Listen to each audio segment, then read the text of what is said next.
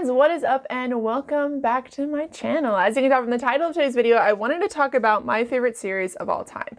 I have filmed this video in the past before, but I wanted to do a revised version of that. I wanted to sit down and really talk about them again because my tastes have changed over the years. Some of these are repeats. Some of these are books that I thought at the time maybe I didn't love them as much. Maybe it was just the hype kind of thing. So I did want to sit down and talk to you guys about all my favorite series. Two of these don't actually have the last one out, but I know they're going to be fantastic.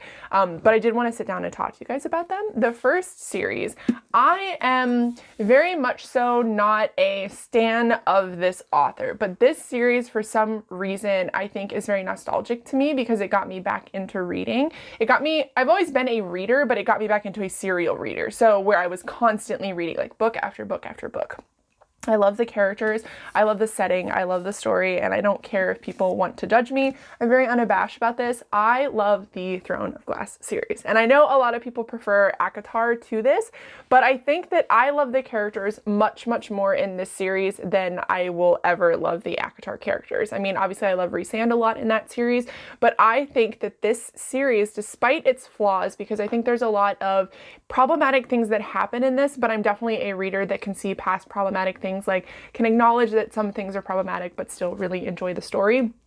My favorite part of this series is definitely the characters. Celaena at the beginning of the series, I do not like her. I think that she was pretty cookie cutter for me. She was really like, oh, I'm, really secretive and I'm like this thief, assassin, and blah, blah, blah. And I was like, okay, like, I don't know. Like when I first started trying to read this, I think I got halfway through this book and texted my best friend because she let me borrow it and was like, I don't know if this series is for me. She's like, no, keep reading. I swear it gets better. Because I think at the time there were like four or five books, I think, out.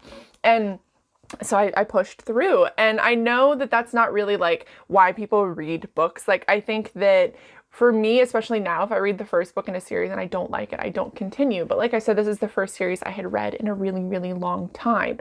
And I wanted to sit down and talk about it because I feel like when I've done this video in the past, I've tried to exclude this because there was a lot of drama surrounding Sarah J. Maas. And while I'm not, like I said, a fan of her, I don't really like anything else she's ever written, I do love this series. I think the characters are flawless. I think the storyline itself is really good. Celaena is at one point in time imprisoned, and she is basically released to the king, and the king has like a quest for her essentially. And throughout the whole series, I don't remember how many books there are now, 7, 8, something like that. I haven't read the last one because I don't want it to end. She meets different people and you can see the character growth throughout the story. I think the story is also really interesting. Obviously, there is a force that is attempting to basically kill anyone below a wall that they have set up, which happens a lot in fantasy series. If you guys saw me talk about like Cannius trilogy in my books that I've read this past week wrap up, there's sort of a theme like that in that as well. But this series overall is one of my favorites, forever will be one of my favorites, and I think it's mostly because of the characters. Like I said, I think they have really good character growth, and I think that you can kind of see as the characters grow older throughout the series how they grow and change and like let go little bits of them and let people see little bits of them, and I really enjoyed that. So further on in the series, I definitely think Celaena becomes one of my favorites. I know through a couple of the books she's pretty whiny, and I think that's kind of normal with growing and changing and figuring out really who you are and what is important to you, so I definitely appreciate that as well. So that is why I love the Throne of Glass series. The next series that I want to talk about is a series that I've talked about a few times on my channel. I actually have an entire video dedicated to wrapping up the entirety of the series, but it'd be Sleeping Giants by Sylvain Neuvel. I've got a bunch of people actually to read this and they really enjoyed it as well. Basically what this follows is a young girl is out bike riding one night and she falls into a giant hole on her bike on her birthday. And inside that hole is a robotic hand. Now, fast forward many, many years, she becomes basically the scientist that works on assembling that robot. They start to find more and more bits of the robot to assemble it. And what they want to do is essentially use it for their army, which kind of floored me because I was like, it's a robot. Nothing tells me that's going to end well.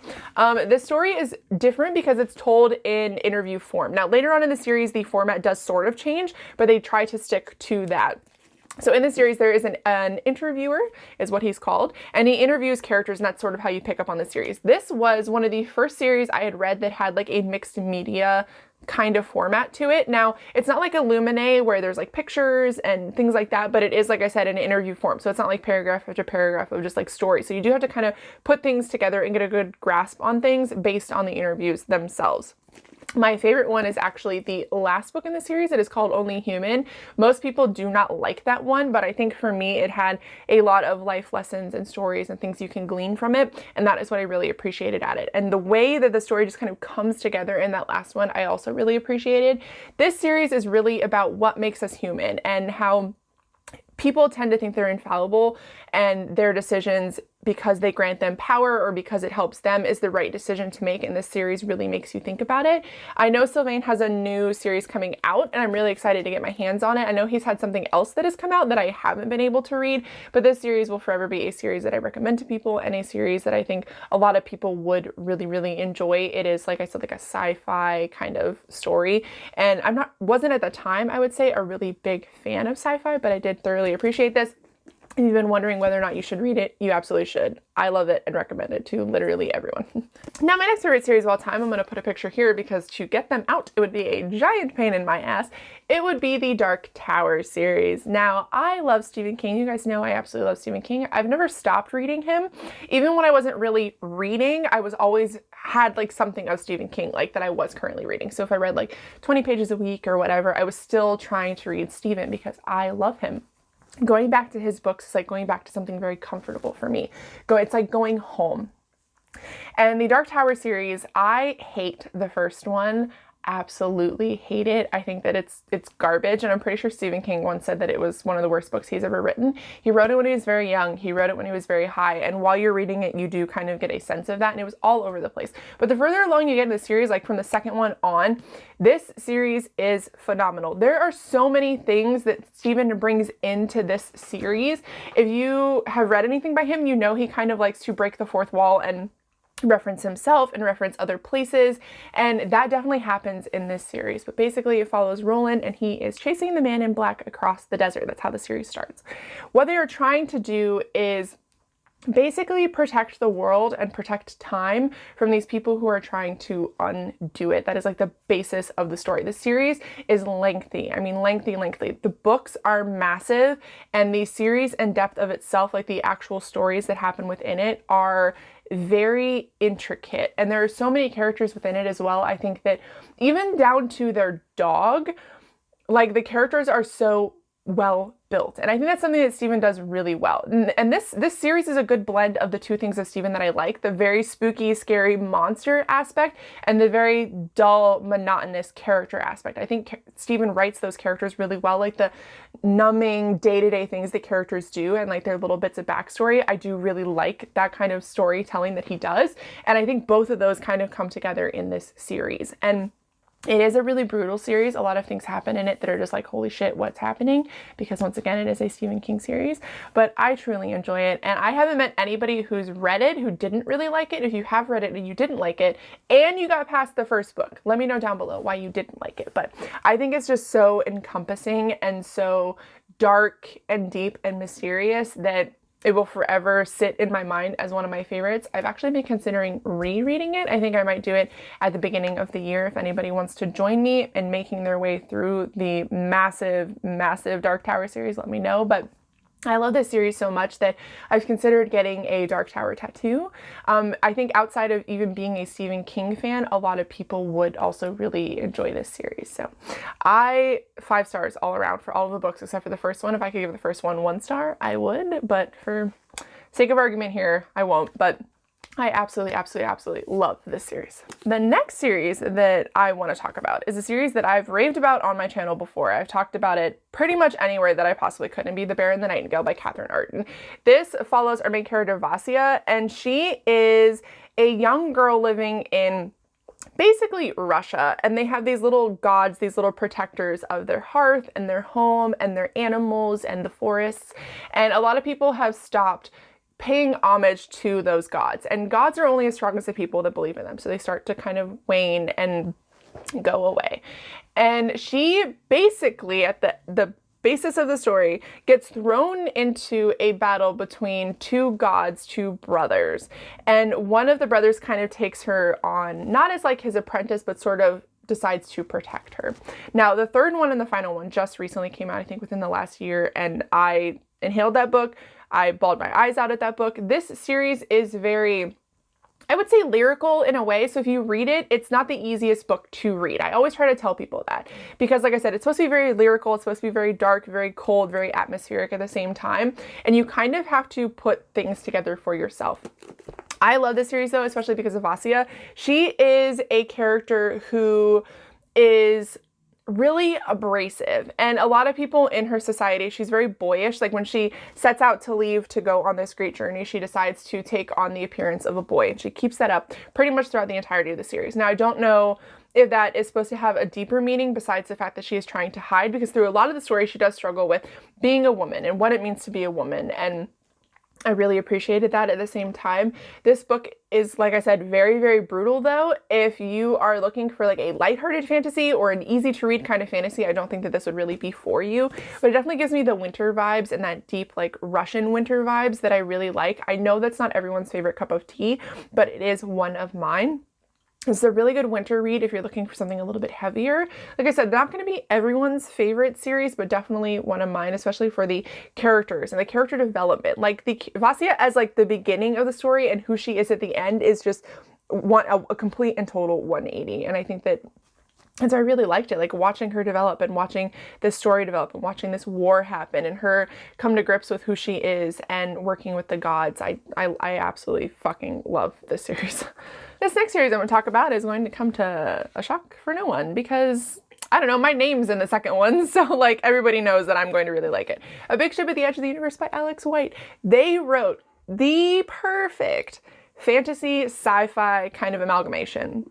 This book follows two characters. Boots is our primary character. She's a much older woman. She is a former military, now turned treasure hunter, now turned basically kidnapped treasure hunter to try to find specific things for this group that she used to work with. And then it also follows Nyla, and Nyla is a race car driver who is one day exposed to basically, they call her mother, but she's basically a god that kills a man in front of her because the man had betrayed her. And they're like in the middle of a race and the god, like the mother stops time and kills the man, and it's like a big fucking deal.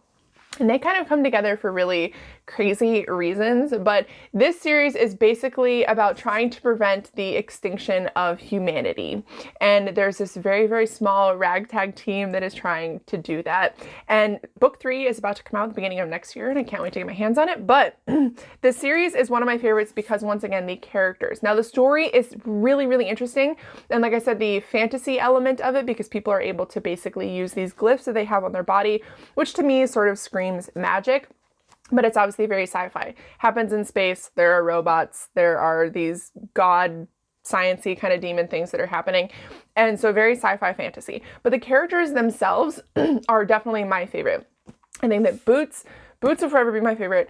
Nyla is a very, really, really close second. I mean, like, even like the robot that they have is one of my favorite characters. It's weird, but I think that Alex does characters so, so well. And that's why this is one of my favorite series, because I connect with these characters so, so much. I read this book in, I think, 2 or 3 days. I did an entire reading vlog on it, and I just inhaled it. I couldn't get enough of it.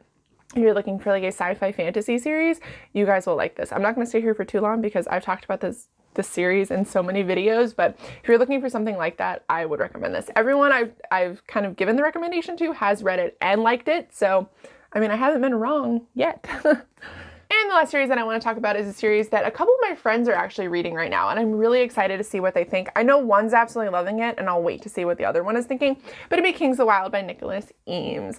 I love this series.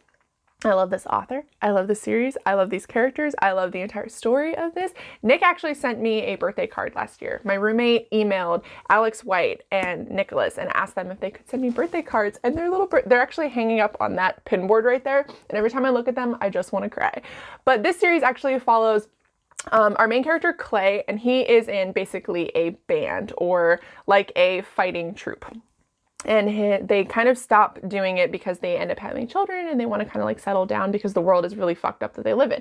Well, Golden Gabe, or Gabriel, comes to him and tells him that his daughter has been kidnapped, his daughter Rose, and they need to go and save her. So the story is basically getting the band back together to travel this great journey to go and save his daughter, who is under siege in this castle, basically. She's fighting like a great war.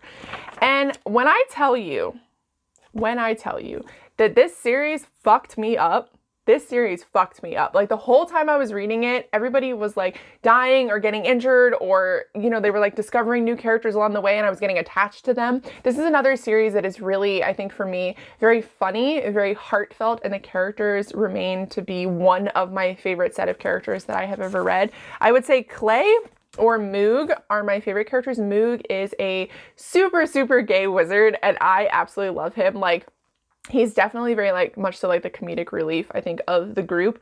But this series is just, I think for me, one of the most heartfelt and funny series that I've read. This is the first book in a really long time that had made me laugh out loud while I was reading it. There's so much that happens that you're just like, you can't keep it in. If you're looking for a fantasy series that is, I would say, unique in the way that it's written, and kind of like the overall feel of it, this is a good one, especially if you're looking for a fantasy series that is a little bit more lighthearted. I would go with this one as well. I can't recommend this enough to people. If you've been wondering on my recommendation whether or not you should read it, you should definitely read it. I think everybody should read this, like 1000%. All right, friends, so so those are my favorite series. I wanted to keep it to 5, but I guess we did 6. I think that it might change over time because I'm also reading the Lycanius trilogy right now, which I'm really, really loving. And it might bump one of these off the list because it has become one of my favorite series that I've ever read. Like, if it continues to be as great as it has been, I think it's going to end up being one of my favorites. But that is going to be it for this video. Let me know down below your top 2, 3, if you can't decide, favorite series of all time. I'd really like to know and talk to you guys about it. If you've read any of these, let me know what you think. If there are some of your favorites, some of your least favorites, whatever it may be, let me know. But I love you guys so, so much. Thank you so much for watching, and I will see you in my next video.